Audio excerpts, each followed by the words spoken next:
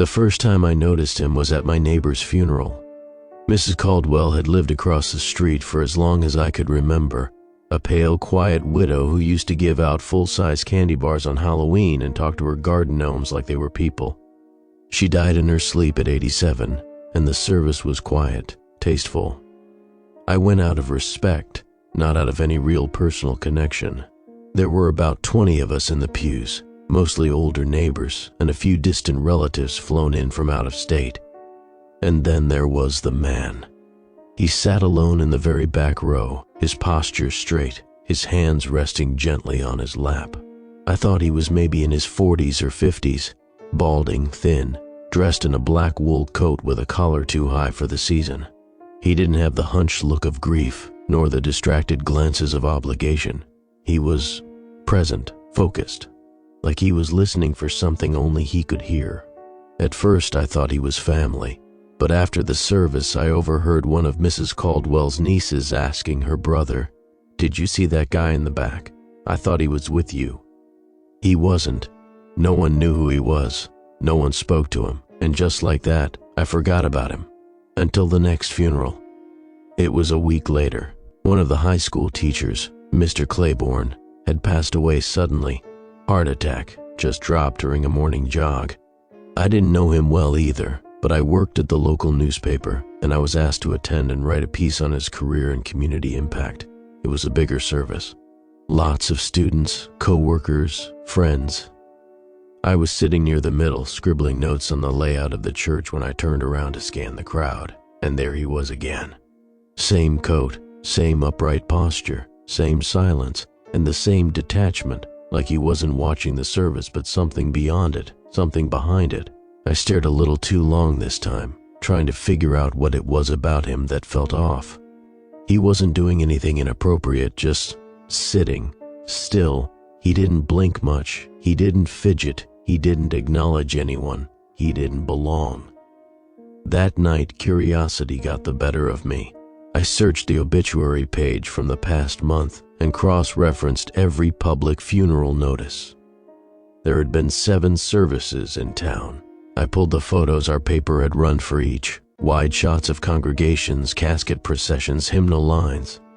And there he was, again and again, tucked into the frame, always in the back, always still. At first I thought it was a coincidence. Maybe he was a grief counselor, or worked for a funeral home. But none of the homes knew his name, and people who'd gone to the services said the same thing, he was just there. After the 10th funeral, I started asking around. Quietly, so I wouldn't seem ghoulish. I talked to the receptionist at St. Mary's, then a pastor, then the city cemetery groundskeeper. "Yeah," the groundskeeper said. "I see him a lot. You'd think he works here. Never talks. Just shows up.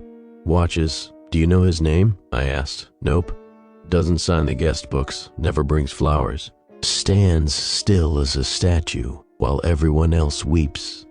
I remember feeling a shiver then. A hollow one, like a draft in the bones. It had nothing to do with what he was doing. It was what he wasn't doing. Like grief was something he studied, not something he felt.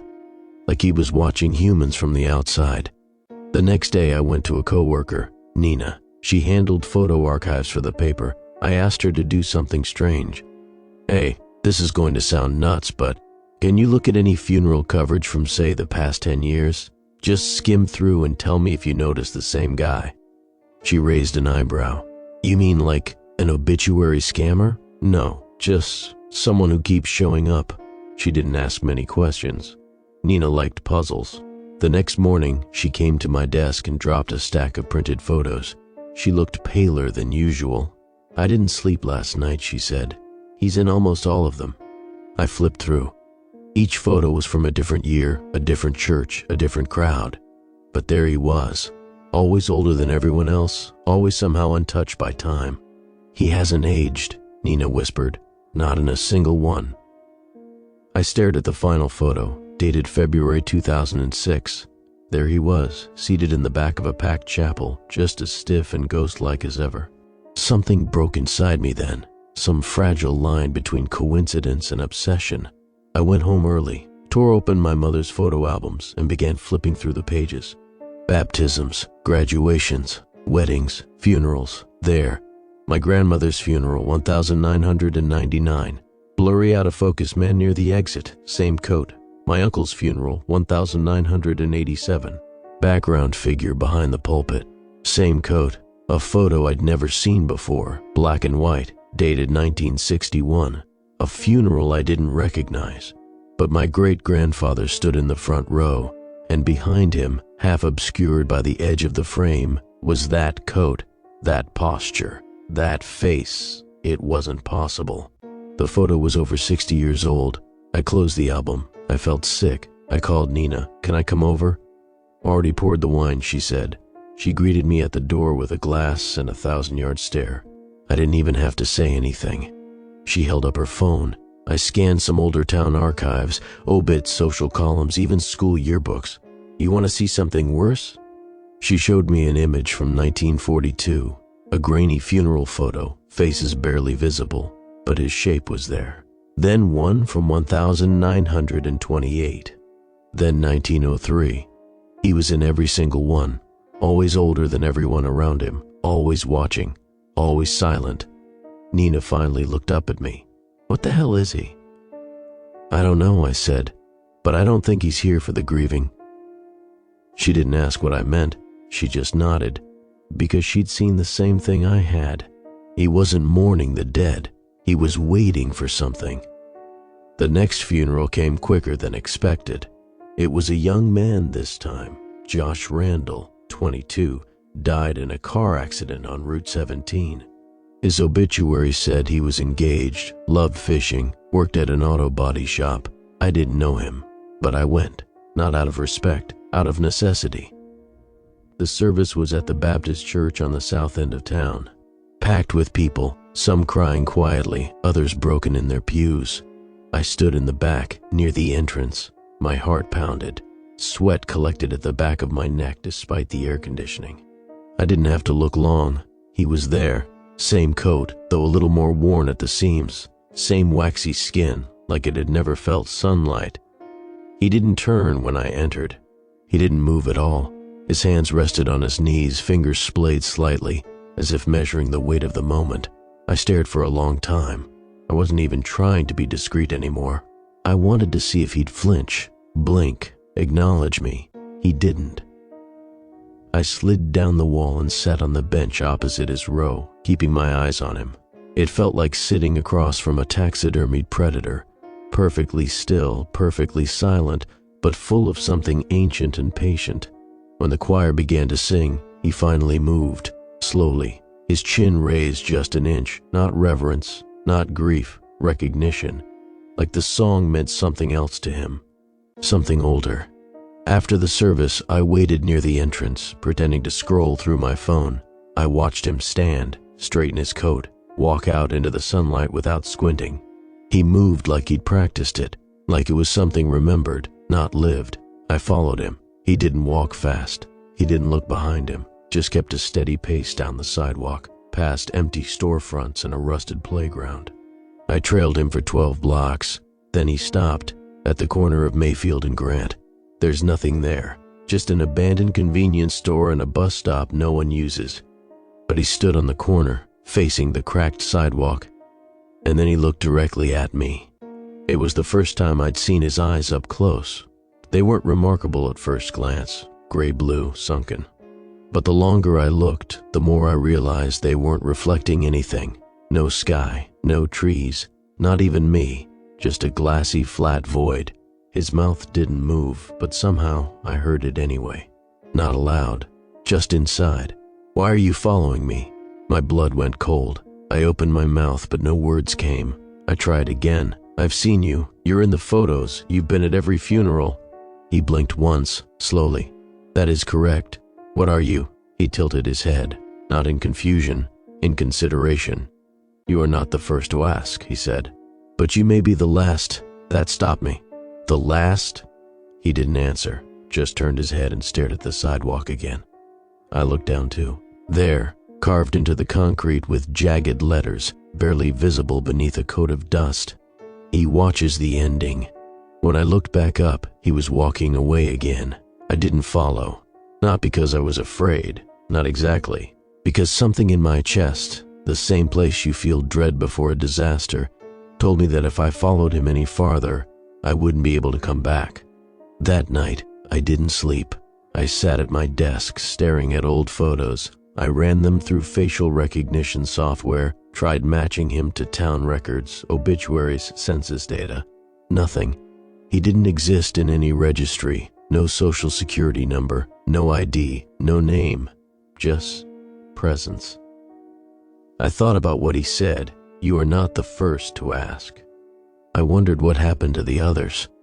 Nina called the next morning. I found something, she said. You need to come see. I drove across town in a daze. Her apartment was dark, curtains drawn, computer screen glowing. I went through ancestry records, she said, not looking at me. Old family trees, private uploads, photo journals. I searched by face, just his. She clicked on a folder and opened the first image. A funeral from 1889. A boy's casket in front of a farmhouse. There he was, standing near the tree line. Next image, 1871. Civil War widow, seated beside a pine box. Same man, now dressed in mourning black from the era, but the same face. I traced him back, she whispered. Kept going, her fingers trembled as she clicked through. He's not just in this town. My stomach dropped. What? He's been at funerals in Scotland, in Spain, in colonial India, hundreds of years apart. Sometimes he's in the background. Sometimes he's standing right beside the family, no matter the continent, no matter the time. Jesus Christ, I said. She didn't smile. I think he's older than photography. What is he doing? I asked quietly. What does he want? I don't think it's about what he wants, she said. I think it's what he needs. Her voice cracked a little. I looked at my parents' wedding photo. He's there too, standing behind the priest. He's not even supposed to be there. We sat in silence for a long time. Then she showed me the last photo. It wasn't old. It was dated 4 days ago. It was from her phone, and it was of me, standing beside Nina in her living room, both of us laughing at something off camera. And behind us, just barely visible in the reflection of the darkened TV screen, was the man, his coat, his posture, his face, watching. I stared at it for a long time before speaking. He's already here. Nina's hands covered her mouth. He's not waiting for the dead, she whispered. He's watching the living, choosing. We didn't talk much after that. We were afraid that saying his name, even mentioning him aloud, might call him closer. It felt like he could hear it, like he was always nearby, just outside the frame of the world. I stopped going to work. Nina did too. We kept our blinds shut. I deleted every photo from my phone, scrubbed my laptop, burned old albums. But still, I felt him. Every time I looked at a reflective surface, every time I turned around in a crowd. Nina left town. She didn't say goodbye, not officially.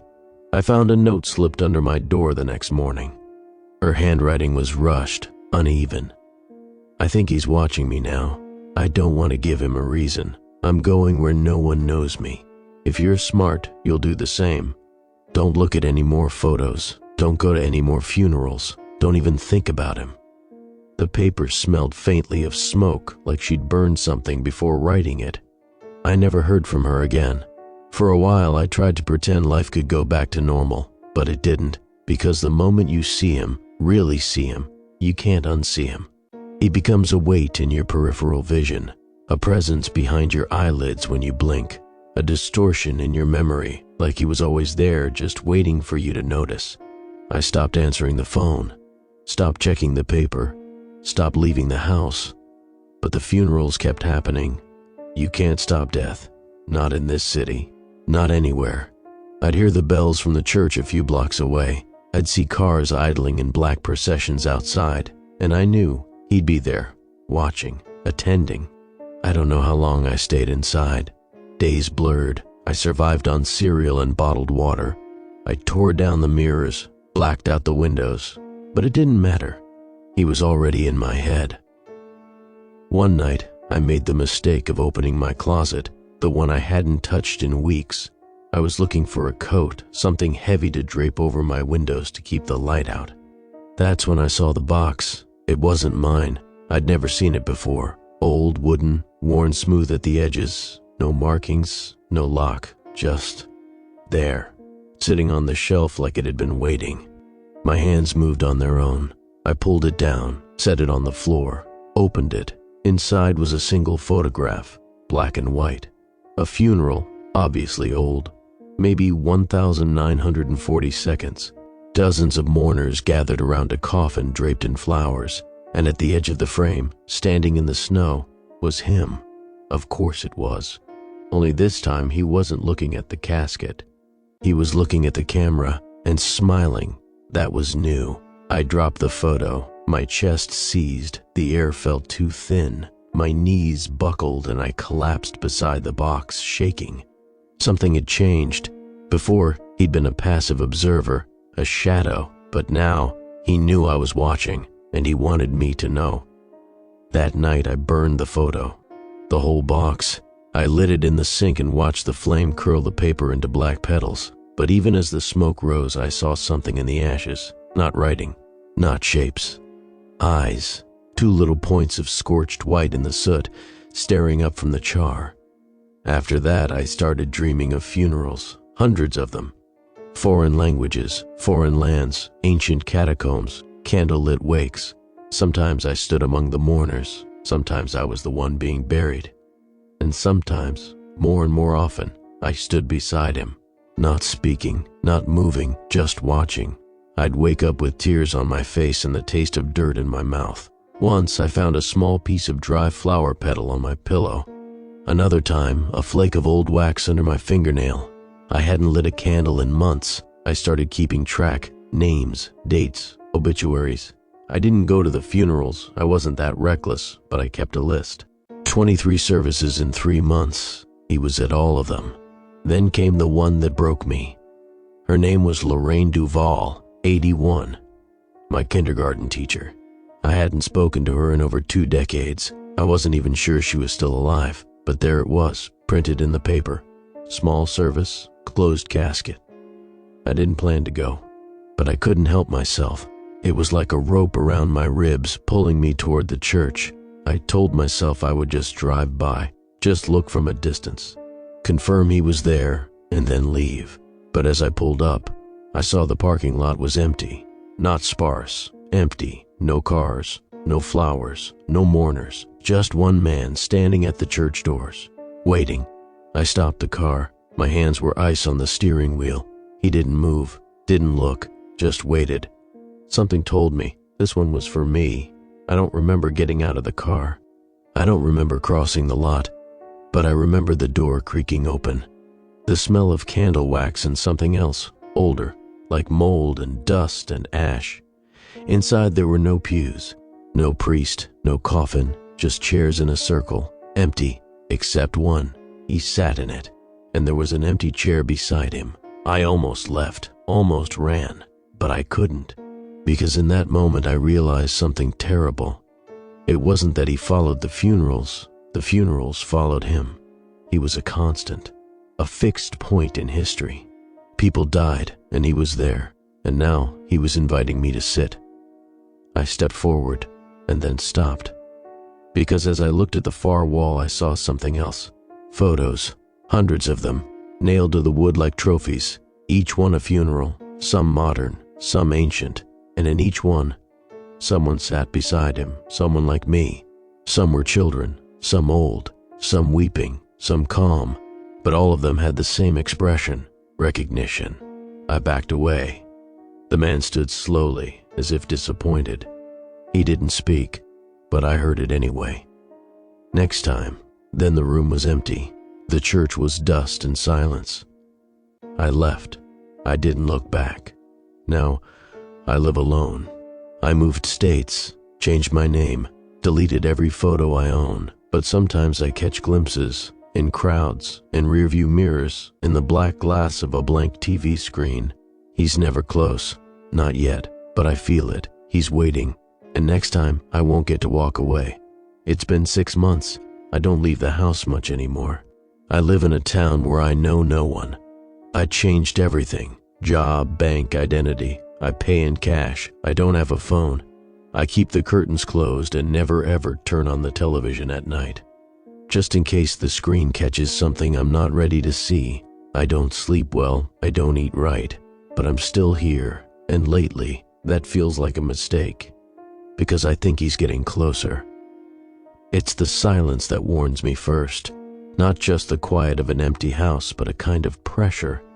Like the air is holding its breath.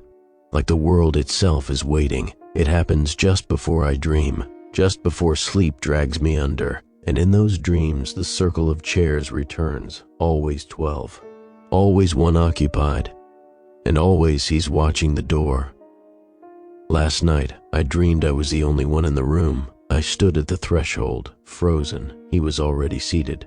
Hands folded, pale skin glowing faintly in the candlelight. But the chair beside him wasn't empty anymore. It held a body, my body, eyes closed, hands folded, dead. And his hand was on my shoulder. When I woke up, my door was open. I know I locked it. I always lock it. I didn't move for an hour.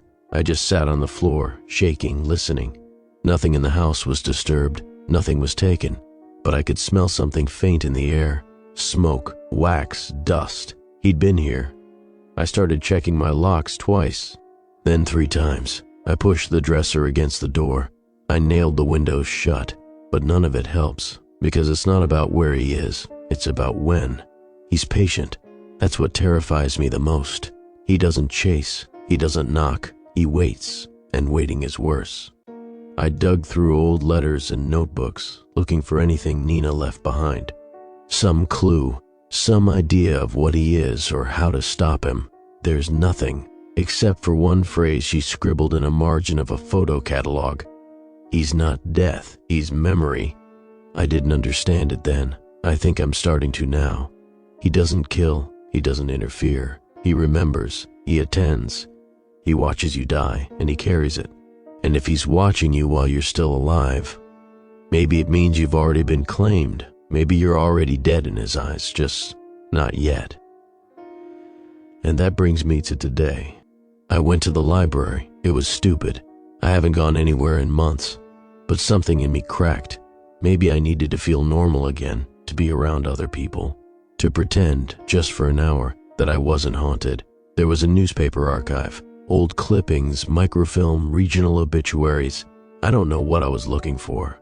But I found something anyway. A local story from 1972. Headline, Mourner found in hundreds of area funeral photos. A reporter named Cliff Harmon had done the same thing I had. Started seeing the same man over and over. He traced him back through decades of funeral coverage. He even tried to interview him, cornered him in a church parking lot. But the man never spoke. Cliff published the article with a grainy photo. The man was standing beside a tombstone, one hand touching it like it meant something. He disappeared 2 days later. The article said police found his car on the edge of a lake, door open, key still in the ignition, no signs of foul play. No note, just gone. And one final detail. A funeral was held a week later. Family, friends, closed casket. One person attended whom no one recognized. Man in a long black coat. Didn't speak, didn't cry, didn't leave a name. He just watched. I photocopied the article and brought it home. I don't know why. I shouldn't have. That night, there was a new photo on my kitchen table. Not one I took, not one I owned. It was me, reading the article, slumped over the desk, asleep, vulnerable, and behind me, standing just inside the door, was him. Closer than he's ever been. His hand reaching out, not touching, just waiting. I screamed. Tore the photo, burned the pieces. But in the ashes, again, those white pinpoints of heat. Watching. I don't know how much time I have left. I'm starting to forget things, important things, my birthday, my address, my mother's face. It's like he's taking pieces of me, like I'm already part of his memory. And maybe that's it. Maybe that's all he does. He collects the story of your end, files it away, carries it forever. No afterlife, no judgment, just observation. When you die, he's there. So you're not forgotten, so your death has a witness. It should be comforting. It's not, because now I'm wondering, when you see him, does that mean your death has already been written? I think tonight is the night. I felt it all day. The air is wrong, heavier, stiller. My house feels smaller, the corners darker. My own reflection doesn't move quite in sync with me anymore, and I've covered every reflective surface I can find. But still, I feel him, pressing in, folding me gently into silence. Earlier this afternoon, I found something tucked into the seam of my living room wall, something I couldn't have placed there, something I hadn't noticed before. A photograph. It was old, sepia-toned, cracked at the corners, a funeral, probably 1800s. But it wasn't the man I looked for this time. It was the man next to him. Me, same face, same eyes, standing a little younger maybe, a little cleaner. But it was me, and he was holding my shoulder. This wasn't memory, this was instruction. I don't know what I've done, I don't know why it's me, but I think he's telling me the next role I play isn't the watched, it's the watcher. Maybe that's how it works. Maybe everyone who sees him, truly sees him, is being selected. Maybe that circle of chairs isn't symbolic, maybe it's succession. I'm afraid of falling asleep. Every time I blink, I lose minutes. I find myself in different rooms. I hear faint organ music from nowhere. I hear weeping when no one is around. I checked my calendar just now. Today is the anniversary of my father's death. I had forgotten, and that's what terrifies me the most, because he hadn't. There's a knock at the door now. Not loud, just one knock and silence. I won't answer. I'm writing this all down because someone needs to remember before memory is stolen, before my name becomes a forgotten whisper, and my photo becomes one more artifact in the man's possession. Because that's how he works. He doesn't kill, he collects. And the moment your life begins to fade, the moment time starts peeling away your name and your face and your story, he arrives to attend, not to stop it, not to ease it, just to witness. And eventually, you start attending with him. You stop eating, stop sleeping, stop being known, until you're standing beside him, in the back of every photo, still and silent. And someone else in the crowd finally notices. I hear the door creak open now. I didn't unlock it. I don't think that matters. I won't turn around. There's a chair beside me. It wasn't there a moment ago, but now it is, waiting. My hands are trembling as I write this, but I know what happens next. I sit, he sits beside me, and then we wait for the next one. If you're reading this, check your photos, look closely. He'll be there, watching, waiting, remembering. And if he ever looks directly at you, if he ever smiles, then your seat is already reserved, and soon you'll attend every funeral too, forever. Not seeing him didn't help, because I knew now he wasn't gone. He was just waiting.